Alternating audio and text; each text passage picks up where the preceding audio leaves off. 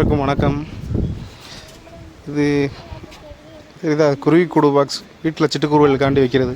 நம்ம அரியலூரில் கரைவெட்டி பறவைகள் சரணாலயம் பறவைகள் கணக்கெடுக்க போயிருந்தப்போ அங்கே உள்ள தன்னார்வல அமைப்பினர் மரங்களின் பாதுகாவலர் நண்பர்கள் அந்த குழு அமைப்பினர் எல்லாருக்கும் இலவசமாக கொடுத்தது.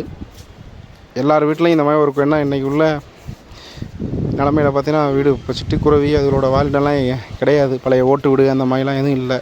அதனால் வீட்டுக்கு இந்த மாதிரி ஒரு இடத்துல வச்சா அதில் கூடு கட்டிட்டு போகுங்க. அந்த எண்ணத்தில் அதில் அதோட எண்ணிக்கையை பெருக்கணுன்ற ஆர்வத்தில் இந்த மாதிரி எல்லாருக்கும் கொடுத்துருக்காங்க. மாடியில் தான் மேலே அந்த மாடி தோட்டத்து இடையில ஃபிக்ஸ் பண்ணியிருக்கு. இல்லை அவங்க மேலே கட்டுற மாதிரி கொடுத்தாங்க. நமக்கு லைட்டாக ஆல்ட்ரு பண்ணியிருக்கு. கீழ்ப்பகுதியில் 4 பக்கம் ஓட்டை போட்டு, ஏன்னா மழை தண்ணி ஒன்றும் போனால் கொஞ்சம் கீழே வெளியில் வரணும். அதே மாதிரி இது இந்த ராடு போட்டு ஃபிக்ஸ் பண்ணியிருக்கோம். குருவி உட்காந்துட்டு உள்ளே போகிற மாதிரி. ஏன்னா இது இதுக்குள்ளே தான் உட்காந்துருக்கோம். லேசாக அதில் குருவி உட்காந்துட்டு உள்ளே போய்க்கிற மாதிரி ஆல்ட்ரு பண்ணியிருக்கோம். இது அப்படியே இந்த இதில் கட்ட மாடியிலே ஒரு மூலையில் கட்டியாச்சுங்க கம்பியில். ஏன்னா இந்த சைடு நம்ம சைடு பார்க்காம கொஞ்சம் வெளி சைடு பார்த்த மாதிரி கட்டியிருக்கு. ஏன்னா குருவி நம்ம மாடியில் இருந்தோம்னா பார்த்து பயந்துட்டு அந்த சைடு வராது. அதனால் நமக்கு பேக் சைடு இருக்கிற மாதிரி தான் கொஞ்சம் கட்டியிருக்கு. இந்த மாதிரி இப்படி இருந்தால் தான் குருவி டிஸ்டர்ப் ஆகாது.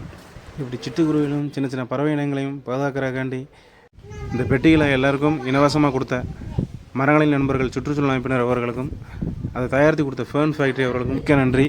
நம்ம அனைவரும் வீட்லையும் இந்த மாதிரி கண்டிப்பாக குருவி கூடு அமைத்து அதில் வாழ வைப்போம். நன்றி.